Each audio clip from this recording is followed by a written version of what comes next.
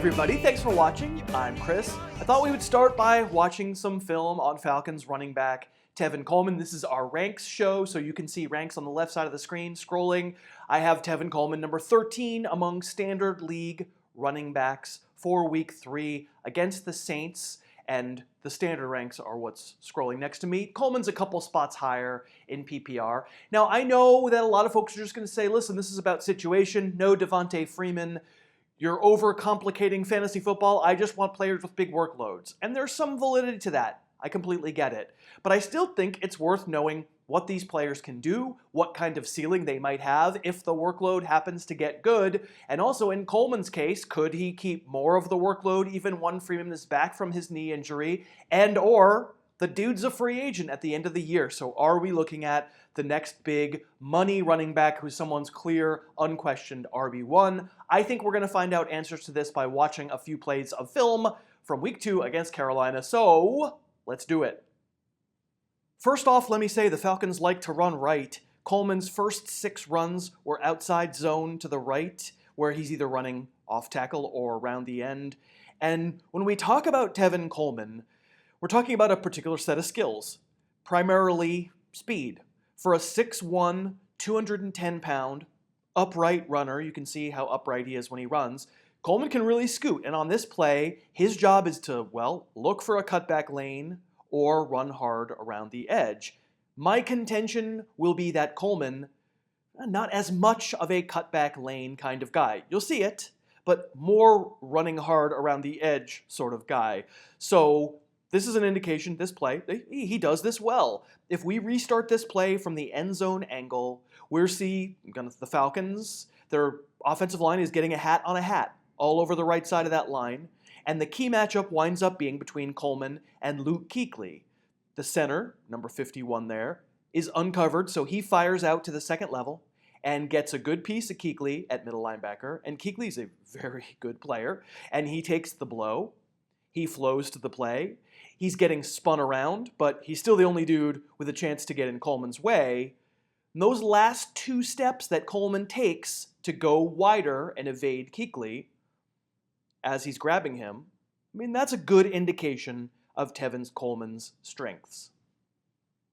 Hey, a quick break to say thank you to BetDSI for sponsoring the show today. We couldn't do it without the sponsors. If you've been looking for a place to play the games online, I play at BetDSI at least once a week, honestly, more often than once a week. If you like to watch sports and you're going to be watching anyway and you don't have a rooting interest, it's fun to just have a few bucks on the game.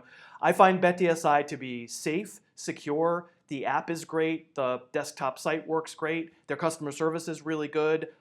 I just like playing there. I don't have a problem with them. And right now, if you go to betdsi.com and if you use the promo code HarrisTube, that's a new promo code, HarrisTube, they will match your deposit up to $500. So if you've been looking for a place to play, I play at BetDSI. I have for 3 years. I really like it. I think you could do a lot worse. And thanks to them for sponsoring today's show. Back to looking at Tevin Coleman, and how about a rematch with Kuechly in the passing game? Coleman is a check down on this play as Matt Ryan gets in trouble, but the reason I'll show it to you is some running backs, this is real trouble for the linebacker, even if it is Kuechly. If we pause it the moment Coleman turns upfield, we've got 5 yards of distance between the two of them and a whole bunch of options. You can cut back hard and try and wrong foot the linebacker. You can try and jet toward the sideline and get around the edge. Coleman kind of tries that, but when he realizes, oh, Luke Kuechly also really fast, Coleman kind of gives a half-hearted attempt to cut back. This is a Hall of Fame linebacker we're talking about, but when I go through Coleman's film, I'm not going to say he never cuts back, because of course he does. And he does on this play. Coleman's first move is the bounce right. He's drifting intentionally, not trying to cut hard there because he wants to see what's over to the right. And what he finds is one-on-one, this time against number 26, Searcy, on whom I picked a little bit on yesterday's show as well. And here's a case where Coleman has a lot of options again, and this time he chooses wisely.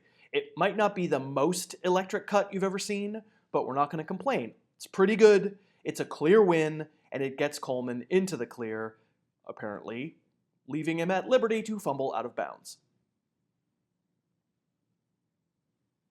It was a real good day. Reason to be optimistic. This is the more typical good Tevin Coleman run, and it's good. If we look at the end zone camera, we'll see outside zone, this time to the left, and we'll pause it right as he approaches the line and sees the cutback lane to his right. Now, Coleman doesn't cut hard into that lane as much as he lets the lane sort of drift towards him, which we will totally take because he's spring-loaded. In terms of getting north-south, he's really good at it. I don't think you would call that a hole that you could drive a truck through. I think that's a narrow opening. Does sort of unfold around him, and he accelerates through it, and I like it. And then again, he's usually not the dude at the end of the run there who makes a move to lose the tackler who gets a beat on him like that, even when the tackler is in the secondary and sort of starts from a standstill. Stylistically, the player that Tevin Coleman reminds me most of is Darren McFadden. And maybe you'll view that as an insult because we think of Darren McFadden as a draft bust, former number 4 overall pick. But obviously McFadden had good times. A lot of it was ruined by injury. Side by side, I think the comparison is striking. These upright runners, McFadden a little beefier, but both straight line fast, with your occasional move, for sure. Never maybe quite as hard to tackle in the open field as you wished, but certainly capable of the big play. And so yeah, for week 3 for me, Tevin Coleman, number 13 among running backs, and it would be stupid to say that that's not informed by the volume, the situation. Devonta Freeman's not playing. That opens up something for Tevin Coleman. Spinning it forward, how excited should we be that maybe as the season goes along, this becomes a little more of a 50-50 split and maybe Coleman is a little more fantasy relevant than just a flex? I mean, stylistically, they're a pretty good complement for one another. You've got Freeman as more of the joystick type player. You get Freeman in space like we saw Coleman in space on a couple of those plays, he's going to make the dude miss. He's going to make a bigger play, and I think he's a better player. But stylistically, they do blend well together, and I think when we come down to free agency, we're going to see some teams spend pretty good money on Tevin Coleman to be probably the front end of a platoon, probably not quite impressive enough a player to make him an unquestioned top 10, number 1 workload kind of player, but as a 70-30 kind of dude, I think Coleman's talented enough to be able to handle that. All right, so as part of our ranks, let's look at a couple, maybe 1 or 2 plays from a few other running backs for week 3, see what we think. Let's start with Adrian Peterson. The big week 1, the horrible statistical week 2. I still have him number 22 on the ranks that you're seeing in the scroll, so I'm giving AP another chance. And this play from the Colts game is an indication why. Peterson isn't just a guy. He's not just getting what's blocked for him. I flat out misjudged him coming into the year. So you see 20 yards on 11 carries, and you see Chris Thompson getting 13 catches. I want to keep the focus on what AP has left. From the end zone view on this one, it's his best run, week 2. He's not the Hall of Famer anymore, right? The hole pretty much opens up for him. So, okay, I think a lot of people could run through that hole. But I don't know, that cut, it may look a little awkward or unbalanced, but that lateral move at the defense's second level for a 220-pound dude, that's still a sharp change of direction where he's not losing a ton of momentum. I'll be honest, for me, this is why watching the games helps, because I wasn't aware until I saw it in action that AP still had that move, and it should still serve him. This week against the Packers, do you want to tell me the scoreboard gets out of hand and Washington is trailing in a big way, and it winds up being 1,000 Alex Smith dump-offs to Chris Thompson? Could be. I don't love to base a lot of fantasy strategy based on presumptive game flow. I think last week, Saints-Browns, we would have assumed the Saints were going to hang 40 on the Browns in a big angry revenge game, and in fact, they struggled to win and didn't post huge numbers. I'm going to say that Peterson and Thompson deserve to be ranked pretty close to one another in a PPR. I would take Thompson a spot or 2 ahead of Peterson for the possibility of the 13 reception game, but AP has more left than I thought, and I'm not going to let the bad statistical output from last week mess me up from using him as a low-level RB2. I think he should still be in a lot of lineups. Let's at least give him one more chance, and I certainly will check out the film again next week. How about a couple of Phillip Lindsay plays for the Broncos? I wound up with Lindsey alarmingly high in my running back ranks this week. Didn't mean for it to happen. He's RB23 for me, a couple spots higher than that in PPR. Now, I did more film study on Lindsey last week, but just as a refresher, the kid's 5'8", 190. That's small by NFL standards. And yet this play stood out to me. So we'll show it again. Like, first you see a defensive lineman there, number 93. He gets a good paw on Lindsey's shoulder pad, and Lindsey shrugs it off, keeps going. And then he takes a hit from a linebacker.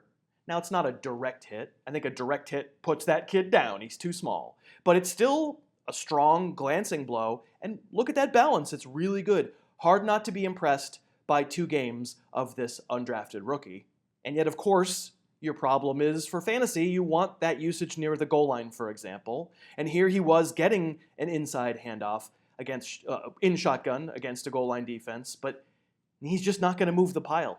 You know, he might get there faster than Marshawn Lynch these days, but Lynch has that legitimate chance to push this into the end zone. Remember that run week 1 against the Rams? That's exactly what Lynch did, and that's just not on the table for someone like Lindsey. And this opens up the conversation about the state of RB2 right now in fantasy. What are we doing with the likes of Lindsey and Matt Breida and Austin Eckler and Tariq Cohen, all these smaller guys who haven't traditionally handled major workloads? All of them feel fairly guaranteed to get maybe 10 touches in a week, and then it comes down to the game situation, the game flow. I mean, you've got Breida going up against the Chiefs. Are the Chiefs going to score a ton of points? Does that mean it's more a Breida game than Alfred Morris? You can really make yourself crazy trying to second guess, figure out when to use the small guy, when to use the big guy. In Lindsey's case, I'm taking a little bit bigger chance than the rest of them, and I mentioned this on Tuesday's show, the YouTube show as well, maybe because I just don't love Royce Freeman, but it will make you crazy, and it does make ranking the mid to lower level running backs quite a challenge. All right, and then before I go, really quickly, one Isaiah Crowell play. Crowell is number 26 in my ranks this week, and he was a flag player for me this summer, and he does what he does. But what he does not do well is cut. When you wonder what I mean when I say a running back pitter-patters his feet when he's got the chance to change direction in the open field and not lose momentum, this would be it. It takes Crowell multiple steps to bring the ship around, I would say, and then when he's going to accelerate out of the quote-unquote cut, I mean, he gets his legs kind of hit, he basically slumps forward. It's not Isaiah Crowell's finest moment. None of which is to say that it's impossible that Isaiah Crowell will have a good fantasy day, and he's okay as a flex. You're essentially betting on some power running. You're betting on hopefully a touchdown, maybe even 2, and you're hopefully not getting a game script that gets out of hand. And if it does, you're going to see more Bilal Powell. I mean, frankly, you're going to see some Bilal Powell anyway, because Powell belongs to that same genus of running backs that I was talking about earlier. It does make it frustrating. It makes it a little bit more random for fantasy, but Crowell, I think if you get a touchdown or 2 out of Crowell on Thursday night, it wouldn't be a terrible idea to think about trading him away. Thank you so much for watching. Hope you'll subscribe. We're having a lot of fun bringing you this show, and I'll see you on Thursday. Thanks so much for watching. Please, please, please smash that like button, write a comment, tell us who else you'd like to see us review film on, and of course, best of all, please subscribe to our channel and then click that little bell above the subscribe button and you'll be notified whenever we post a new video.